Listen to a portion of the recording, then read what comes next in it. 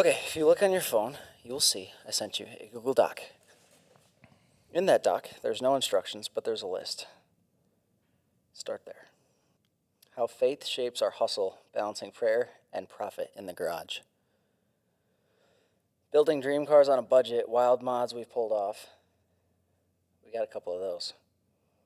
Lessons from 24, growing up, grinding, staying hard, staying grounded. Why Christians should own business stewardship, grit, and glory. Own businesses, stewardship, grit, and glory. Our craziest customer stories, grease grace, and near misses. Future goals, scaling the shop without selling our souls. Restoring classics versus chasing timeless, or trends, timeless versus TikTok fame. Marriage, faith, and fixing engines. What our moms really think. Mentors who made us pastors, mechanics, and mad inventors. And road trips and revelations. How cars fuel our walk with God. I feel like these are decent. Not great. I'm not even seeing it.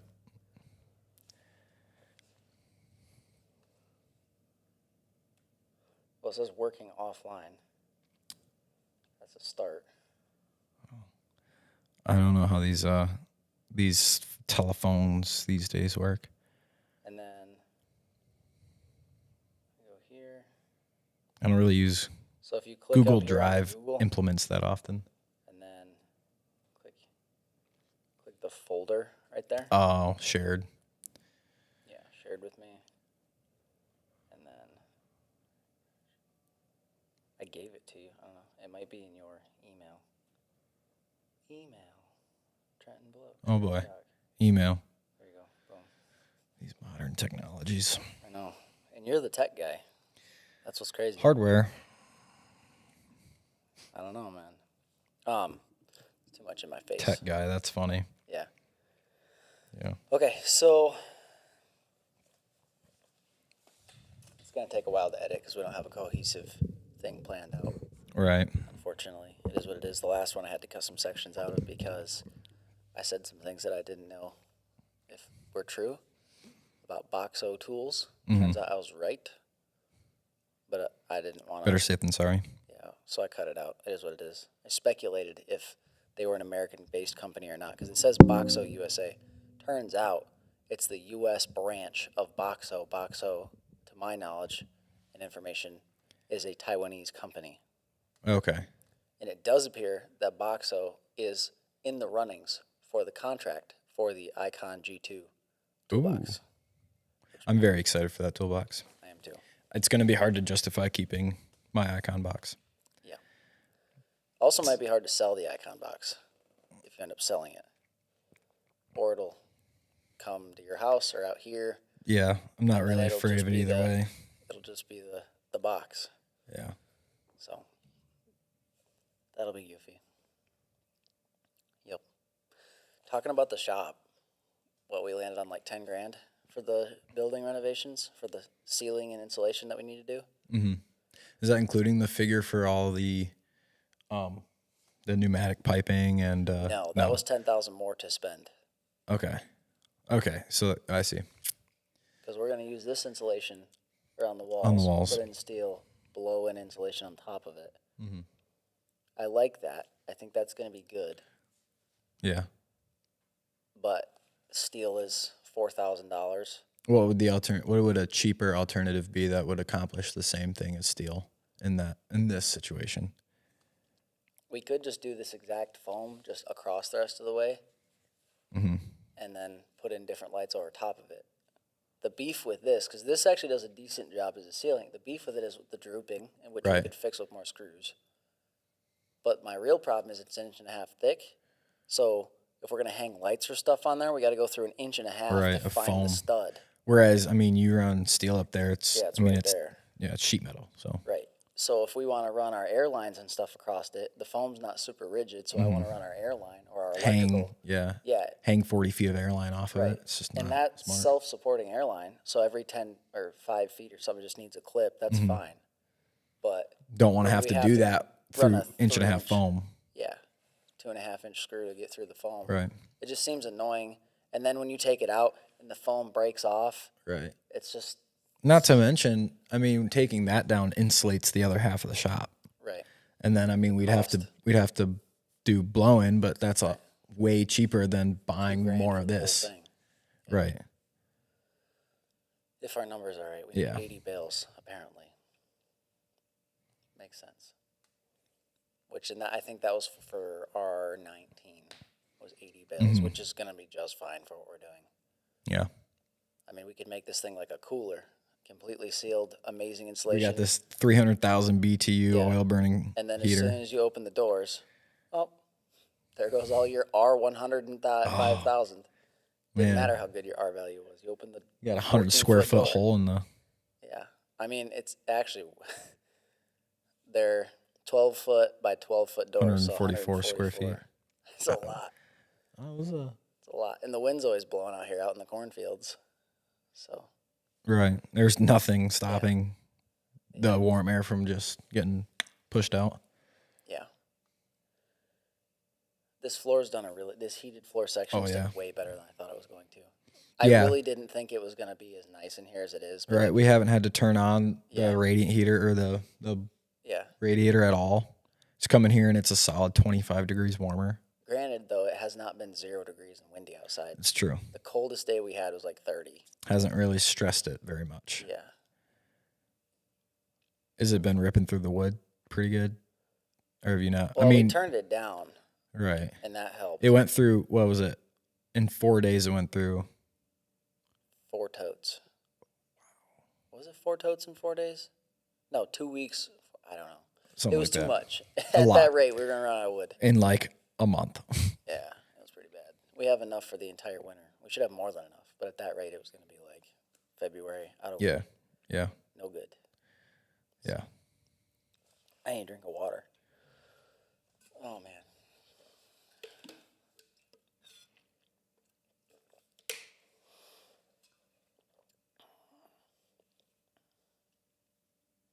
I think we're going to go Gen 4 LS in the burnout truck. Yeah. Yeah, I've been sitting on that for a week now, and I still feel like it's a better move. I'm going to need some help from some companies to make it happen, like to the scale that I think it should happen, but I think that's the right move. Unless we find somebody who wants to build a super BA small block, you know, it just doesn't make sense to me to be limited by it. So you're looking for a truck. Yeah. You're looking Whatever- for ideally a 6-liter. 5360. I don't know that it matters. Probably not much, but I mean When did displacement. GM come out with the Gen IV engine? This says that Gen 4 engine Gen 4. 2005 in the 6th gen in the C6 Corvette. The Gen 4. No way. I guess LS2 in 2005 in the Corvettes was considered Gen 4.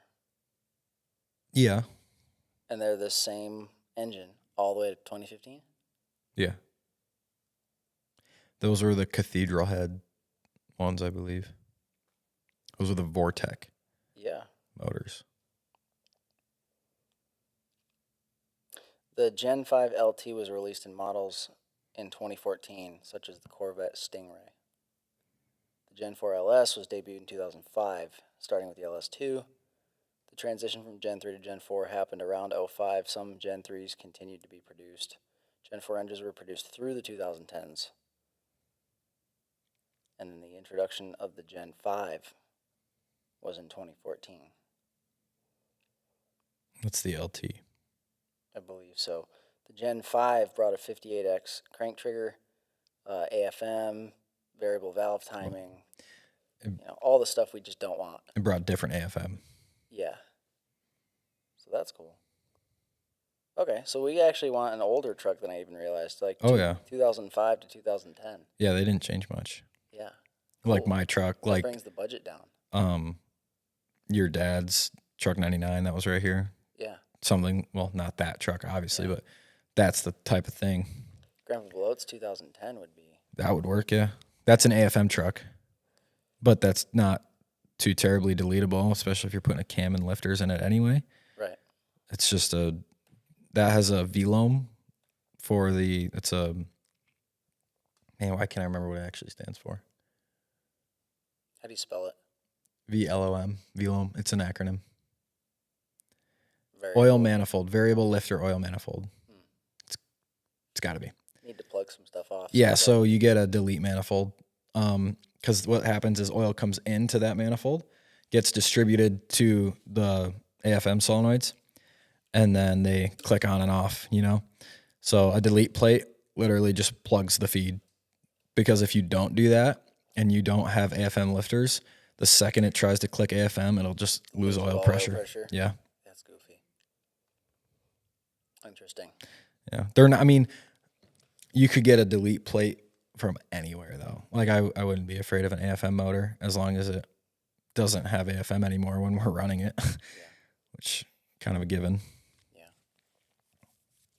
Did I tell you I met Todd from All Star Transmission on Saturday? Yeah, Really? I was in a hardware store and he walked in.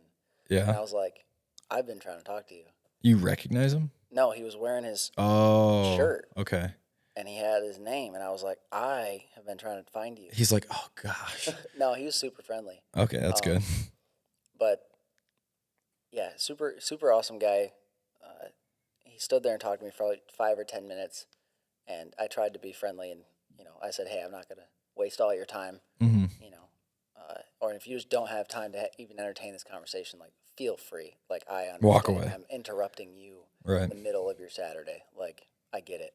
And he was like, no. And I was like, you know my dad, Josh, right? He's like, yeah, I've done like a bunch of transmissions for Josh. I'm like, yeah, like so that's my dad. Like, and I said, we're actually the ones with that, 6.5 diesel. You've got the 4L80 that the converter's all whacked. He's like, oh, interesting. So I showed him the photos of the crank, and he was like, oh, that's really weird. Like I've never seen that, and that was goofy. But then I was like, I'm in the middle of building a burnout truck. I have a TH400 that I'd like a different valve body put on and like a couple clutches added where we can. Is that something you'd be interested in? He goes, well, it's not something we typically do. He's like, I've done some of it before, but like, we don't typically do that. And I said, well, I understand it's not your typical, $2,100 for a, trans on the bench rebuild. And he goes, yeah. And he goes, the thing I don't like about it is they're just destined to break. He's like, that's just, I like to make stuff that, and I was like, yeah, he likes to ship stuff out the door that he knows is going to last. But it's a different application.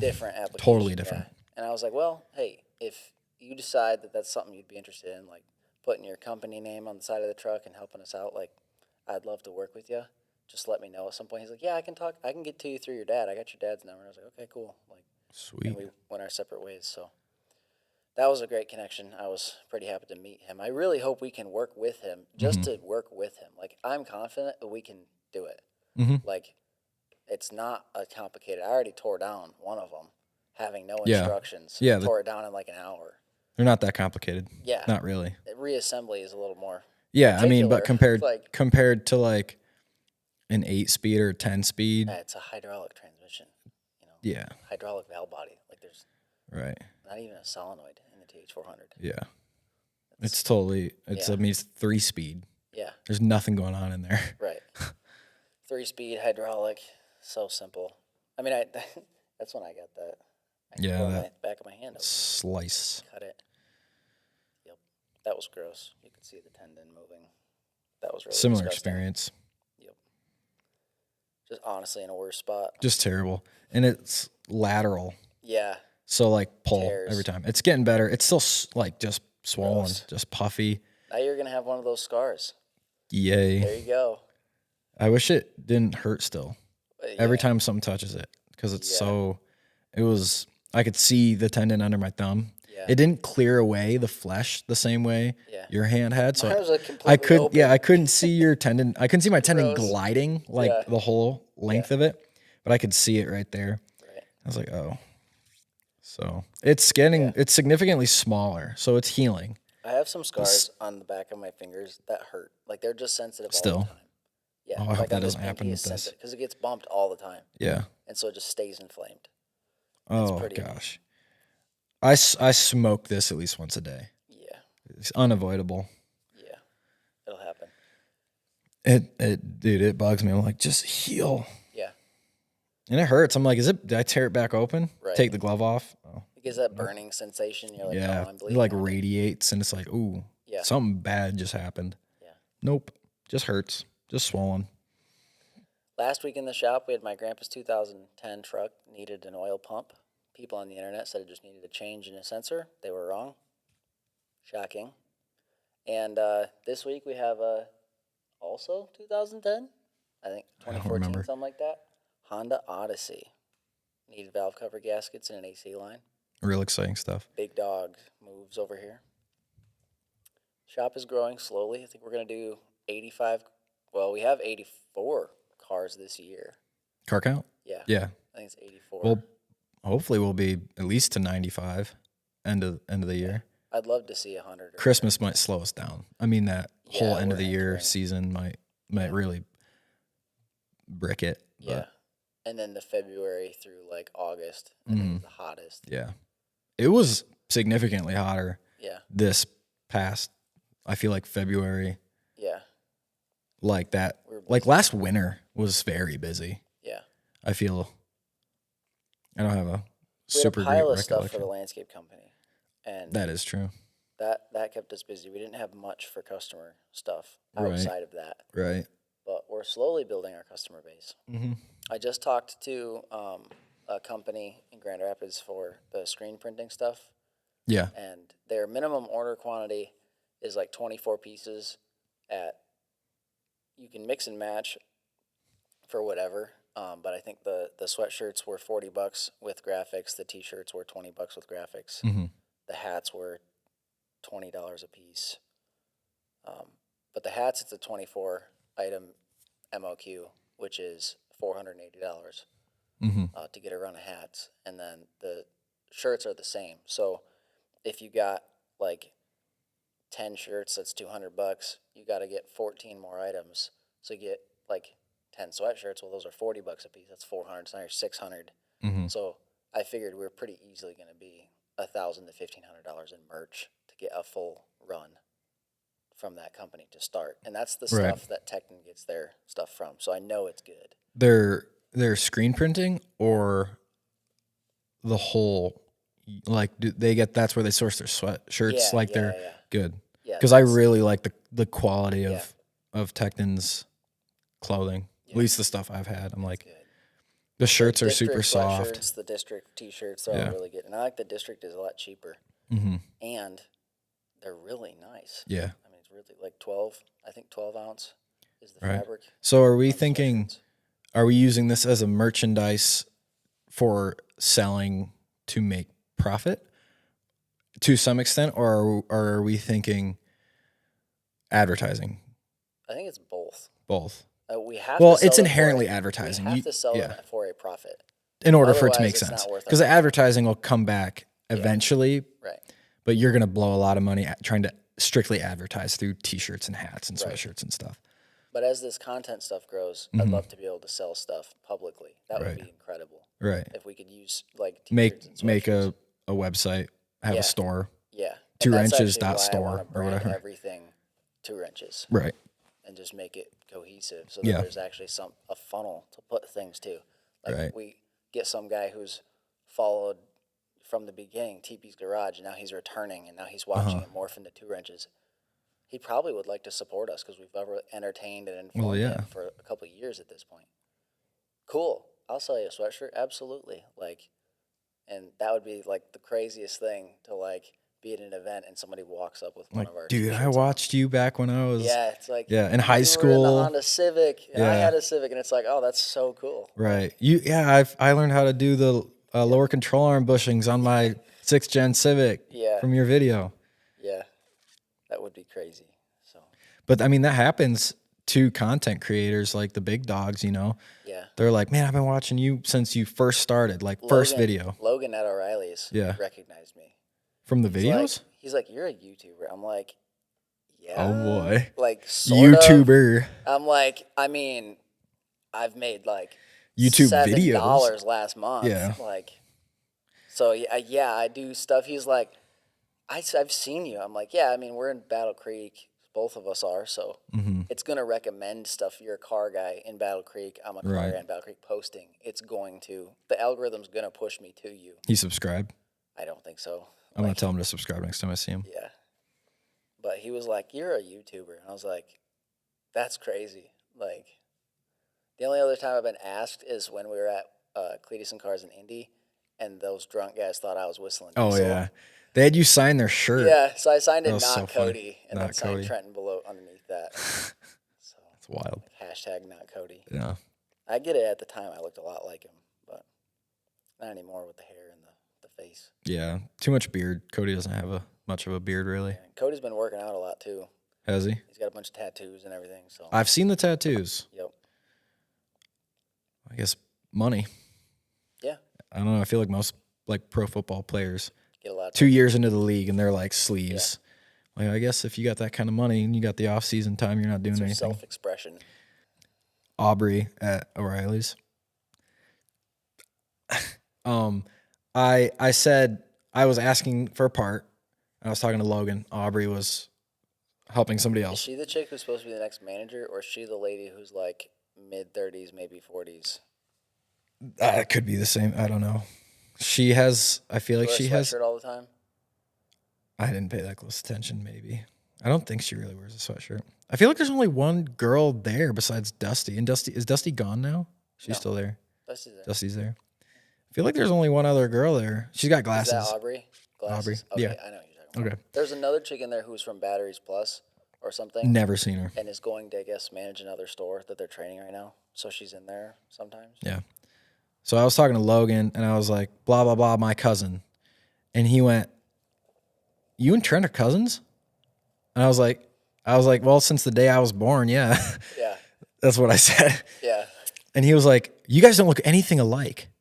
And I said, No. no. What I said was, well, we have different dads and different moms. Yeah. So that makes sense. Yeah. I was like, however, we're both white guys with brown hair and blue eyes over 6 foot. I was like, this is pretty basic, but I mean, those are all the same. He was like, Aubrey goes, Trent's over 6 foot? I was like, Yeah. yeah. I measure 6'1" with my shoes on. Yeah. I was like, That's funny. that caught her. She was helping somebody else. Yeah. And I was like, She's like, you're, that took you by surprise that much that you were like, I was like 5. hold on, I don't care about your spark plugs. Trent's how tall? Yeah, That was funny. that's really funny. Yeah. Like, I thought he was like 5'10". Like, It was just weird. I was like, wait, my dad's 5'10". I was 2 like, inches goes a long ways on your forehead. It does. That's hilarious. yeah. That's crazy. I have the craziest conversations in there. I swear, every time Oh, I yeah. go in there, I make it a point to talk to one of the customers. Yeah. Because I'll end up sitting there waiting for parts or something, and somebody's like, I'm having this problem. I've got a code for an O2 sensor, so I replaced the throttle body. And I'm like, why? Why? Like, how, did nobody advise you that, like, you have this problem and you replaced this part? And it's, like, obviously not going to work. The overlap between having an O2 sensor code like and O2 circuit code. circuit code. Yeah. Tough. Yeah. Tough Like rep. O2 code and Not a bad thing. throttle body. Possible if it's Yeah. whacked The overlap in is full. low if it's a O2 Yeah. sensor performance code. 'Cause Circuit code. right. If it was a performance code, you'd be looking at Yeah. like a false error. Or Yeah. I don't know. I can't We had really a customer justify in that. here. What was it? The guy had replaced a bunch of stuff. We had this like a couple weeks ago. Somebody was in here. What kind of vehicle was it? It was that one that we should have. I'm not going to say his name. We should have charged hazmat. It was full to the bottom of the seat. with, Oh. like, Yes. used to work at a different parts store. Mm-hmm.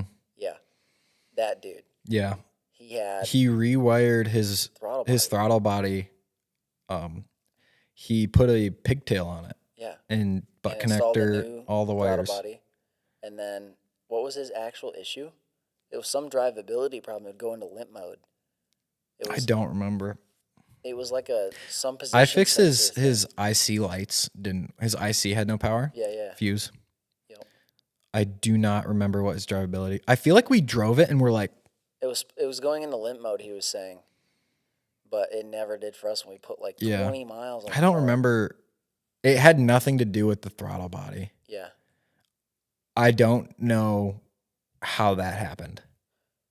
Yeah. I feel like he had replaced a pile of stuff like O2 sensors, throttle body. Just getting the part shotgun out, Yeah. going for it. Blasting. He started blasting. Started blasting. And he didn't make any progress except for spending hundreds of dollars.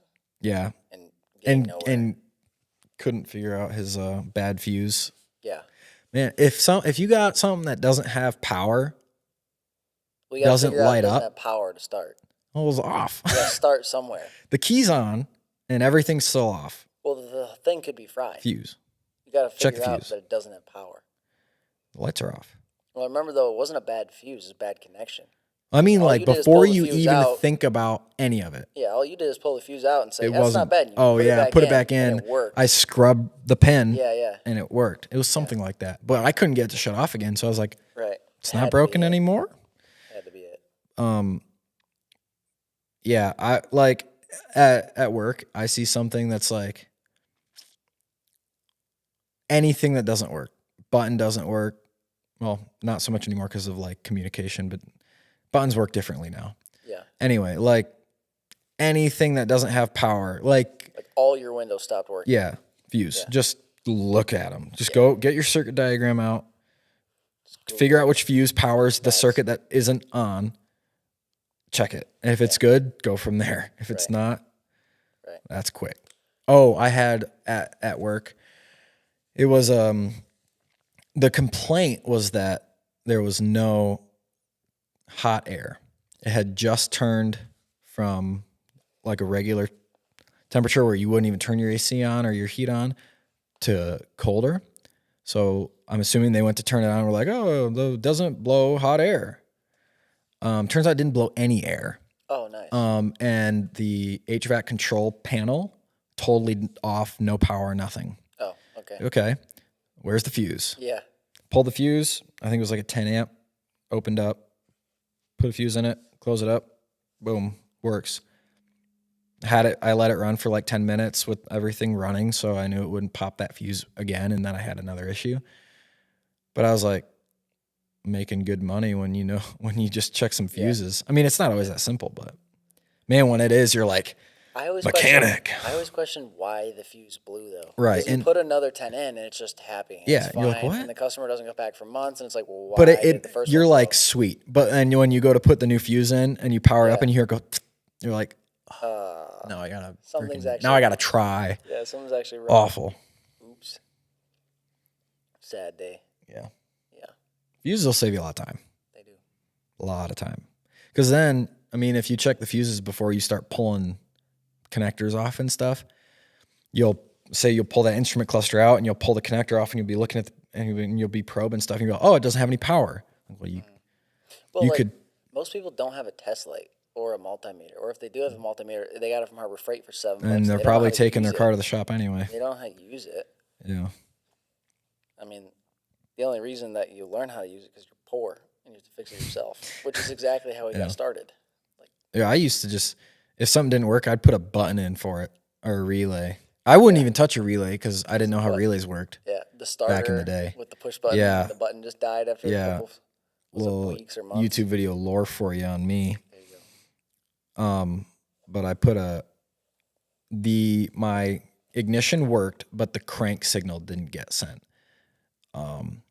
Turns out there's probably a lot of different things that could have caused that. And I was like, well, if it's not going to send a crank signal, I'm going to make it have a crank signal. So I ran a button straight off the battery into the dash, from that right onto the starter B plus terminal, or not B plus, it would be the S terminal. No fuses. Fixed it. No fuse, no relay. I was Hope it sending doesn't short out. yeah, whatever. Catch on fire. I had to replace that button 3 or 4 times because I think the button was just at the current limit, which is weird. weird. It was a Like 3 amp 6 amp. button. It shouldn't really 3 amp or 6 like amp. solenoids, like big solenoids, they got Well, it's a a lot signal. more power than that. It's just a 12 volt. I mean, you could run it through. They run it through tiny wires. Now. Well, I guess you're right. The Yeah, old it was solenoids probably was like an a actual electromagnet that ran the contact. yeah, the contact. It was like That's 6 probably or what it 10 was. amps. Didn't put a relay in it. But when we had a customer that requested or that we decided that putting a button in, because he had a super, super intermittent, no crank, nothing, no code, no electrical fault, no blown fuses, no blown And he anything. refused to do it while I was here, so we couldn't figure it out. Right. So we had to tow it in, and then all of a sudden it would start, and it would just start and start and start, and there was nothing wrong with it. We couldn't figure out anything. So I said, okay, what I can do is put a button in a hidden, inconspicuous spot. So if you ever go to start your car and it doesn't crank, just leave it in the run position, reach down and push that button and crank the car, force it to crank. Yeah. And he was like, well, I guess he didn't want to pay Diag on something like that. It was an older car. He didn't want to put a bunch of money into it. So I was like, this is the cheap and easy option. This is the quick option. I guarantee you I can get it to crank every time. Yeah. Pretty much. It will crank. Yeah. But when I did it this time, I ran a relay so I don't burn out that button. Bingo. Yeah, shocker. Put it in a much cuter spot too. You can't even tell. He was like, where is it? I was like, glad you asked. I did that same Yeah. thing. You're like, where? Huh? Yeah, the next 4 times the car came in, I did this. I was like, where's the stupid button? Worked out. Did. That was a crazy one too. That customer, the car came in. It's a Crown Vic. And it's tuned. It's got the hot tune on it for 93 octane, right? You know, because she's a race car, and it just always ran weird, not good. And he's like, it should have power. And I'm like, really though? It's a Crown Vic. Like even tuned on 93, it's a Crown Vic. Like stock everything. Turns out the way it was supposed to run is that when you would floor it at 40, it would unlock the converter and flare shift down into second gear and slam into second gear. So it gave you this like, oh, power. Was there a trans tune on it, or was it just an engine tune? I think that they're PCMs, so there would have been. It's a because it was engine like, and trans computer. It would go wah boom, like it would just slam the gear. That's what it was trying to do when it wasn't running right. Yeah. But I couldn't tell. Yeah. It wasn't misfiring. It just wasn't. It just didn't have power. Yeah. So this car comes back to our shop 3 or 4 times for a misfire. We replaced an injector that was bad. Everything ohmed out great. We did plugs in it maybe and wires because they were not happy or something. I don't remember. I did an injector. I cleaned all the injectors on one side. It had a dead hole. Cleaned the outside of the injectors. They were installed with like grease I cleaned. on Yeah. it. Like a like bearing tube of grease and just dipped them the in. injector It and was shoved it in the hole. So it collected all kinds of dirt and crap. And I took them out. I was like, this is awful. Cleaned all the O-rings and stuff. Put one new injector in because it had a dead hole on that cylinder. So I swapped the injectors and it followed the injector. So I said, okay, well, this injector is not doing the thing. Yeah. Got an injector for it. It appeared to have fixed it at the time because it went from having a dead hole and shaking like a mug to, okay, now it runs smooth. So we're good. Still wasn't fast. But I didn't know what it was supposed to drive like because I'd never driven that car. In a healthy state. Right. And so I'm like, it's not misfiring. If it's not misfiring, it should be all right. But it was down on power. And so then when it came back again for a misfire, I dove into the second he took it. The second he drove it home and went, hey, it's misfiring again. I was like, I just drove it like 15 miles. Yeah, we put a lot of miles on it. And I mean, it ran for probably like 30 minutes, 45 minutes straight. Yeah. Most of that was driving. For a long time, and then we drove it. But yeah, so then when it came back, I did some deeper diag and found that the injector plugs would come loose when they were hot because all the clips were broken. And that was whack because like I plugged it in and it was good and it ran.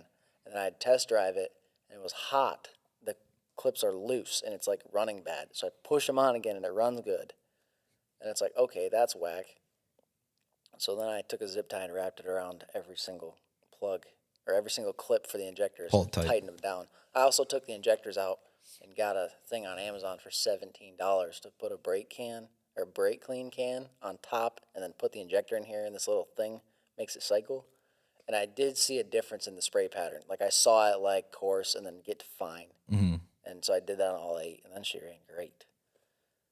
Stills. Hasn't come back since. Yeah. So there you go. Did that. Parts changers, man. Yeah, these parts changers. Parts changers. Old geezers would hate to see us parts changers doing diag like that. crazy. Oh, it ain't carbureted. Yeah. Parts changers. Even though I didn't replace any parts. I did. You did change a part, but it was a bad injector. This is true. So. It was not firing. It was flat not out. firing. It was a dead hole. And we put an injector in it, and it ran great. And then it came back for more issues. Is what it is. I think it's time for pie. I'm good. I'm good for that. Cool. I've been staring at it. Run it, dude. We got 1 plate, 2 forks, We do. and pie. Get this up out of the way. Now either you're going to have to cut it with a fork or use my disgusting knife. My knife is freshly licked off because I had to eat a piece of this on the way here because I was falling asleep. So these pieces have already been cut with the gross knife. Well, just this side. Okay, then I'll take this piece and we can use a fork.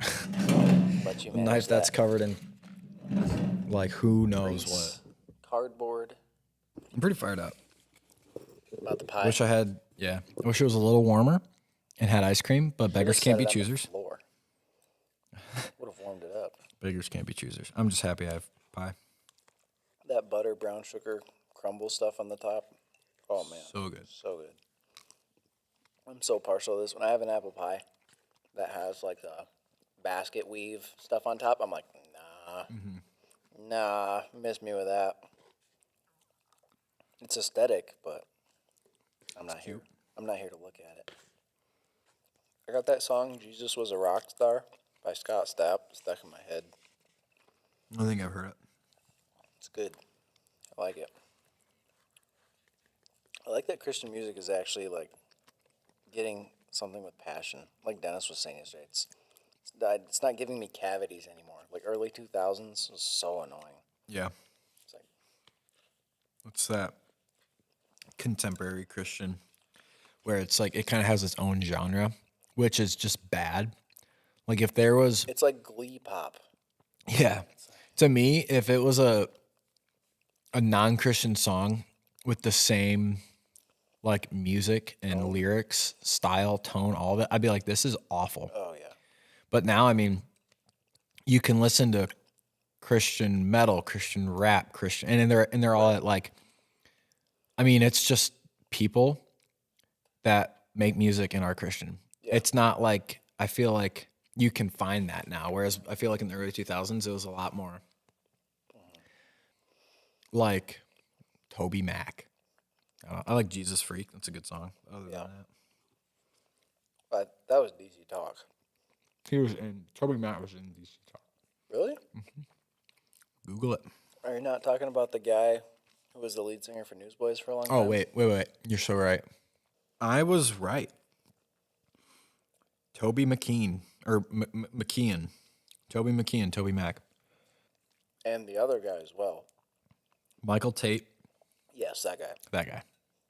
Okay. And then Kevin Max. So I was right, but not the guy you were talking about. Yeah. We were both right, just talking about different stuff. Fedora guy with the glasses. Yeah. That's Toby Mac. Uh-huh. Black guy? I don't know which one that is. Michael Tate. That's the cocaine one? Uh-huh. I mean, that is a look. He should be on like Nickelback. That was the era. Rock stars. Well, just wanna be big rock stars. Driving 15 cars. Halfway there. All at once. I think total ever I got like 10. Are you counting motorcycles? Oh man, the numbers get inflated. Well, yeah, because you cycled through motorcycles like it's nobody's business. You're like, oh, I want this. I'm gonna buy it. 3 Sold. bikes this year. The only one you've ever kept is the R6. I sold that too. Yeah, but you stored it for a season. A season. This is true. You haven't had any other bike for more than like a Never month. stored a bike over the winter. And to be fair, I've never had a bike for more than one season. You rode the R6 for more than one season. Because I sold it this spring, and I only had it last year. I guess so. You didn't ever ride it this Well, 'cause summer. last year, spring, I graduated. That's when I bought the bike. I see. And then No, you're right. I rode it last summer. We broke all the laws, ran from the police, was a horrible citizen, had so much fun. It was incredible. Risked my life every time I got on it. The last time we were out, we ran from the cops, and that's when I drugged my shoe because I was scraping the peg on the bike around those two S curves at like 130. And I went home and parked it and said, I'm selling the bike. This is dumb. I'm not having fun anymore. I'm just risking my life. And I parked it. I rode it 2 more times later that season, much calmer. And then sold it, stored it over the winter and sold it this spring. Now you just ride other people's leader bikes Yeah, on the Tail of Dragon. tuned leader bikes. Tuned or, It's whatever. Yeah, that it worked out good.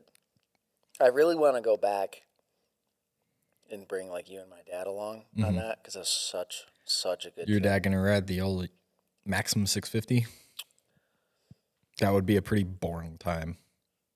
Oh, he'd have a riot on the Tail of the Dragon with that bike. I mean, all things considered, Yeah. yes, it would be. I think My a bike lot wouldn't be ideal for it, but safer for him. But that bike's heavy, so I don't like the brakes. Those are the original. brakes are brake awful. pads. the brakes are awful. Those are The brakes are 1982. genuinely scary. Yeah. Like you're used to being, motorcycle brakes are touchy. Like you get on it, like it takes a little bit to make a big difference. 2000s right? motorcycle brakes, not 1982. Yeah.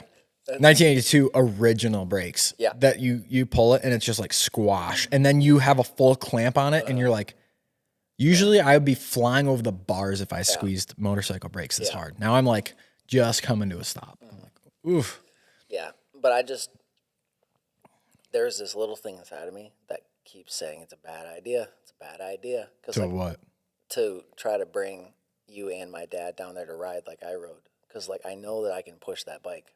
Like Oh, I would not even plan on. there's something about hitting the road and like being out there and then riding me and Uncle Paul rode for like 4 to 5 hours a day. Like we went through 2 tanks of gas in a day. Like, and we were ripping the mountain. And so after hours, thousands of curves, you get really like, I'm not Confident. oh yeah. Like your tires you can feel that your tires are warm. You can start to realize how hard you can push it. And it's like, there's an adrenaline that gets going. And once you are adrenaline and comfortable, now it's like, Fun. now I'm just doing it. Like I'm not thinking about it, I'm just doing it. And that's like the really dangerous part. And that's how Uncle Paul wrecked. He's been riding for years, but he was trying to catch up, and that's a bad gig. Because then you're pushing yourself out of where you want to be. And I don't want to drag you or my dad. Yeah, If I get a little ahead, I don't want like I wouldn't try to keep trying to up catch because up at all. that's like you're It's saying like- that's how you get hurt. bad. And there's like the Also, line my is bike so does not thin. corner. My bike does. Mine's so heavy and top heavy. Get some different tires and lay Oh, it the tires over. are awful. That some- too. That doesn't help. Get some Diablo Tires are Sport old. 3s and get them suckers warmed up. And all of a sudden, You're feeling pretty good. You drag your foot on the ground because you're like, whew, she'll go. I mean, it's going to be big and bulky. Yeah, it won't be as fast as the sport bikes. Well, but yeah. I mean, I need to get tires on it no matter what I do with it next season. true. That's And my Vulcan. Yeah.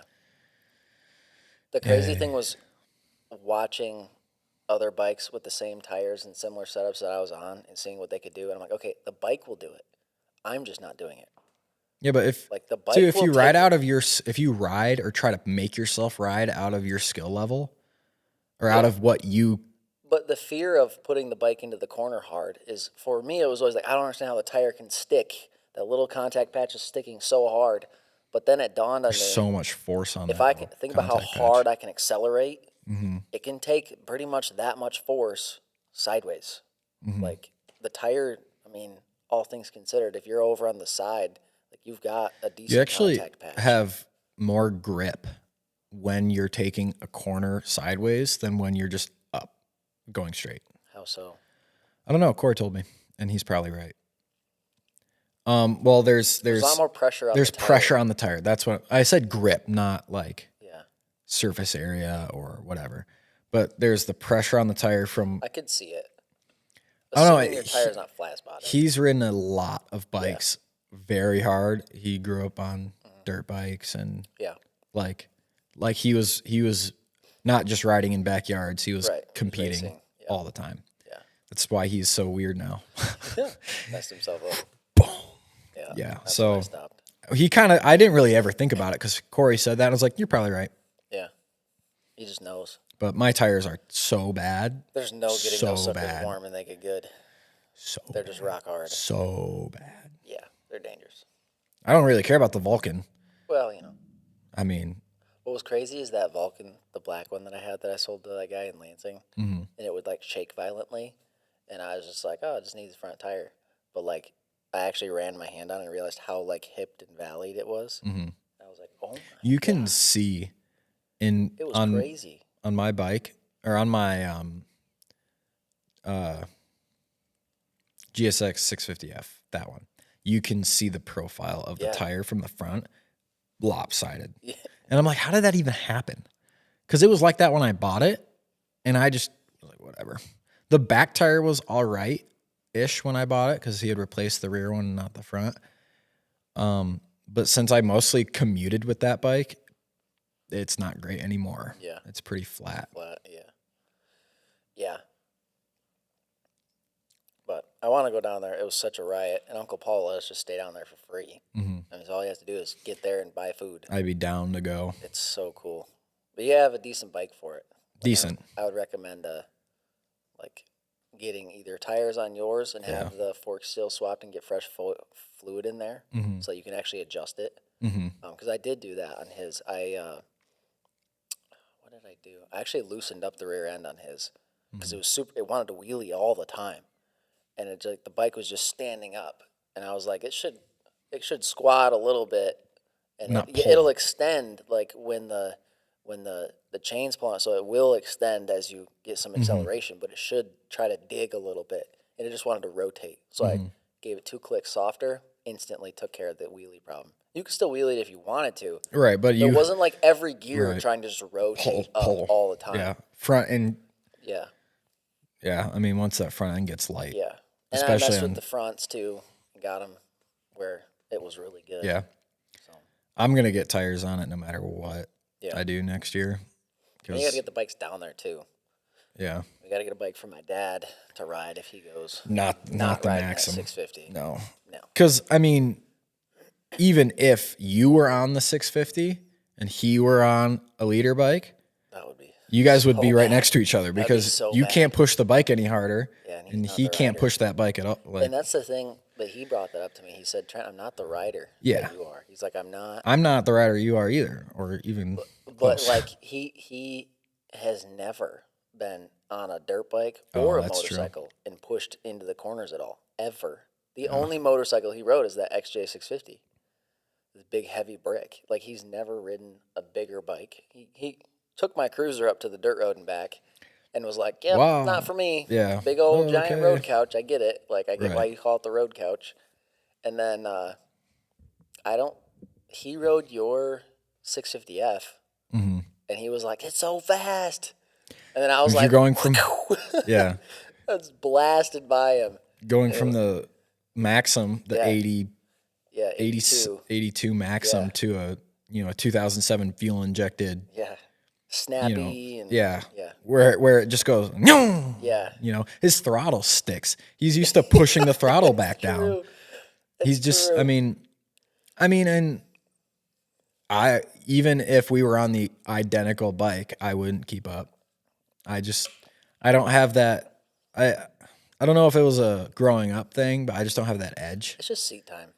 That's all. Well, it I is. don't really want Well, to. seat time and desire. Yeah, like I don't. That's all it I don't. is. I like pushing to have fun, but like I don't need to. I don't need to squeeze every ounce out of it because This is true. I don't really want to, Find out what happens. because I mean, it takes one time for you dipping into a corner, realizing that you're not like when you start taking a corner wide, Yeah, and you're like, yeah, this is all. Right, You know, yeah. I feel like it takes one time where you do that. It's just a little too much for you. Boom, done. Like Yeah. there's such a fine line between okay I did and have dead. to super intentionally shut down the the scared reaction. Like when you Yeah, start to 'cause go then- wide, you instinctively sit up. Yeah. And I had to literally just I had to be intentional to like if I felt like I was swinging too wide, okay, I kissed the rear brake a little. And the other thing, I ride a little different than some guys. Like I actually start with my rear brake and then bring into the front brake. So that way I have I've got the rear already on. I know it's risky because your weight transfer, you can end up just hopping the tire, and that's a problem. I guess it depends on how aggressive you're being. There was a couple times that I on the Yeah. rear tire, and then Not a good feeling. Better than the front tire. But, yeah. you Well, know. so what it did though is it preloads the front, getting that weight transfer started, Right. and then when I come into the front brake, I've got the front and rears already balanced, so I've got as much brake as I can, and then from there, it's just dive, counter steer, lean, and just dive into the corner. Like Were you you're getting already balanced. You've already got the weight the transfer. butt up and off to the right, to the side, knee down? I don't come off the seat as much, but I I mean, those, I I lean mean, a decent when you're bit. talking about, you know, riding tail of the dragon on a leader bike, you know, after Well, and honestly, versus like the MotoGP guys I think that the 600s, live on bikes. the 600s are probably faster because the leader bike's so yeah. heavy Oh, yeah. that like I could probably pass a guy on a leader bike in the corner. That's what happens a lot of times. Like I forgot. I think it's like GP3. The guys on their. I don't know how all of that works exactly, but I know that on some of those tracks, guys on 600s get passed by 400s Yeah. because the straight line speed, and then they just corner. Yeah. Because like There's no weight there. right, they rip the corners, and and it's not the tracks that they're on aren't really designed to use a 600 anyway. Right. So the 400 guy can take full advantage of cornering speed on those tight ones, whereas the 600 guy has to slow down a lot. There was a guy on like a 450 dirt bike that had like road tires on the thing, and he blasted by me. Like I was not there. It was crazy. You're like, Yeah, I'm sitting there full lean, like starting to drag my foot a little bit, like and I'm starting to step back in it because I realized too, you can get back into the throttle full lean. Like you can give it power there. you can. So I started to follow it. like, that's when I started to get fast, is when I realized I don't have to like idle or coast. I yeah. don't have to coast out of it. Like I can throttle out of it, and then that's Right. when you start to really scream. And then, and I'm doing this, I'm feeling real good, and I'm like sweating, and I'm like, got my adrenaline. I'm like, I am crushing this. Like, You're like, "This I'm is so awesome." happy. And then it's like, whoa. It's like, because it's got that 4-stroke, like single cylinder, like, brrrr, Pop, pop, pop, pop, pop, and pop. I just hear like, brrrr, just right around me. Just I'm like, oh man. Like, and the crazy thing is they don't, those guys don't lean with the bike. They like extend one leg out and put the bike out. And so they're like, yeah.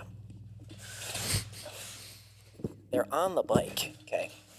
And they like put the bike here and they put the bike out here and they keep their foot up and they just like do that with the bike. It's so weird to see. Which way are you They turning? stay sitting. If I'm turning left, they put the bike here and they keep like their leg up and out forward a little Is bit their foot on the peg down there? on the peg, yeah. And so they lean the bike way over, but because it's not heavy, they just whip it under them back and forth. Okay, so they're manipulating the bike under their body. It looks kind of goofy, but Yeah. like they are leaning with it, but not like you see the crotch rocket guys. They don't They're- the weight they're just isn't leading there. The bike Yeah. with their body, and Right. like the 400cc dudes are like throwing the bike under them. It's so weird. I mean, especially a dirt bike with street tires on it. But he whooped me Oh, like bad, Yeah. so bad. Like there's a straightaway section. I don't remember if this was on the Tail of the Dragon, but it's on the way to Uncle Paul's house is a road. Just like there's tons of roads out there. The Dragon's super famous, but like there's a bunch of really All good. over that area. The road that we took to get to the Dragon, in my opinion, was better riding road than the Dragon itself. Most of the corners, there was a hill or something. You could see the next corner. You could kind of see they were banked a little bit better, which the Dragon is banked super. I was about to ask like, how. so good. Yeah. But it's smooth too, right?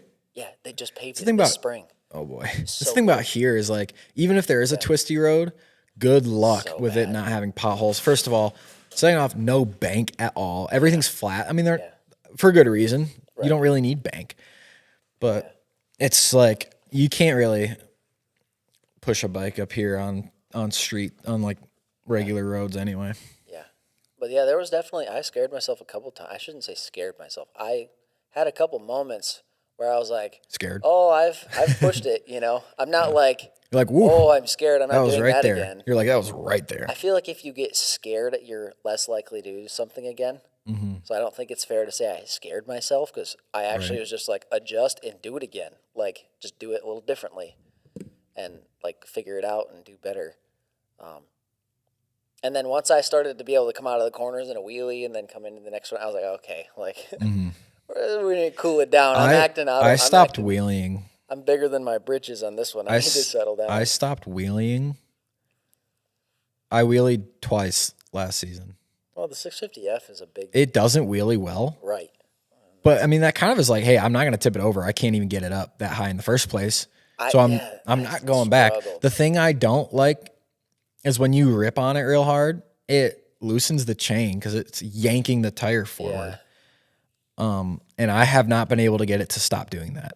Interesting. Like I'm tight, like that thing is tight, and it over time, like you wheelie enough, and you're like, oh man, my chain's super loose. It just because you have to clutch kick it to get it. Yeah, you have to clutch kick it. So you can't do it under its own. I mean, you can get it light under its own power. You probably could get the tire off the ground, but you're not going to wheelie. Pull it, yeah.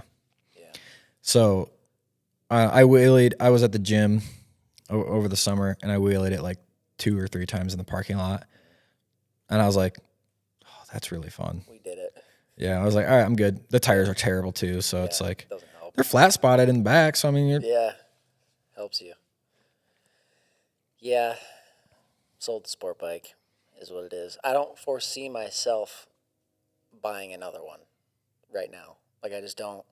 I don't feel the desire. I've been without a sport bike for coming up on a year. I had all summer with no sport bike, and it is what it is. Like, I had fun with it, but I actually value my life.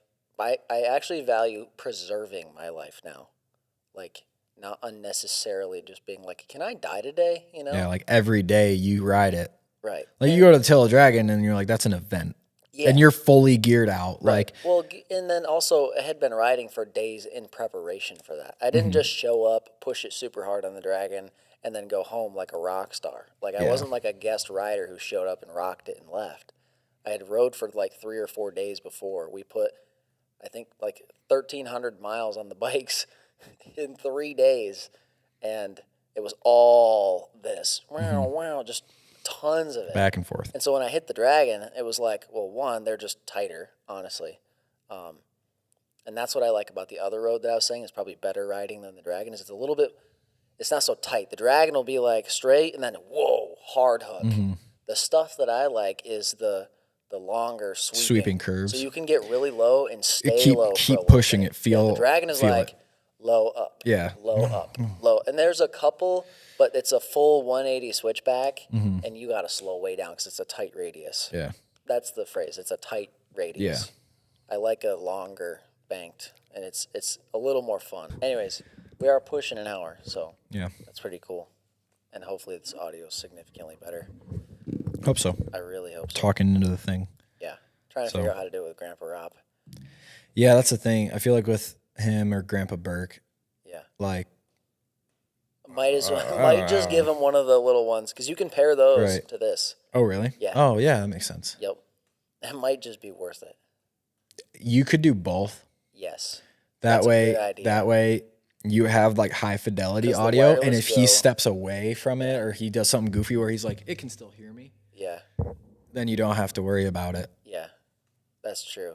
And if something fails, there's 2 sets. That's a good idea. I like that. Now I got to figure out how to do it. I've seen people do it online. Well, you got 4 channels, right? 6. 6 channels? No, 4. There's 4 XLR inputs. There's 4 plus 2, I believe. Okay. I think it can do 6. I don't know. I haven't figured this thing out. The extent of messing with it is what we did the first time. What we've done so far. And then we turned it on and hit record again. Ta-da-da. Professional equipment. Yep. Completely. Go. And it's doing good. Honestly, glad I got it. It's simple. It does its job. Dennis really liked these mics. Dennis. Acero. He saw them? Yeah, the boxes were sitting over there. Oh, well, there's 2 up there. Yep, he saw those boxes Yeah. and he was like, "Who's doing a podcast?" And I was like, "Oh, that's Trent. Explain grandparents, this, that." And he was like, "I like these mics. These are really good mics for how much you spend on them." Yeah. And I was like, I wonder how he knows. oh, that's what I was thinking. I think he told me. I cannot remember. Yeah. That can be hard when you get like 100 stories from 100 different people. Yeah. It's like, well, you're the 7th guy today. Yeah. They're starting to blend together here. It happens. Anyways, that's been the second podcast. Hopefully we learned. This one was better than the last. Still don't have a script, so it still probably is not that entertaining. Shocking. It's just what happened. It's just me and Trent on any given day. 2 dudes talking. The topic is so loose. Yeah. Anyways, that's it. Peace.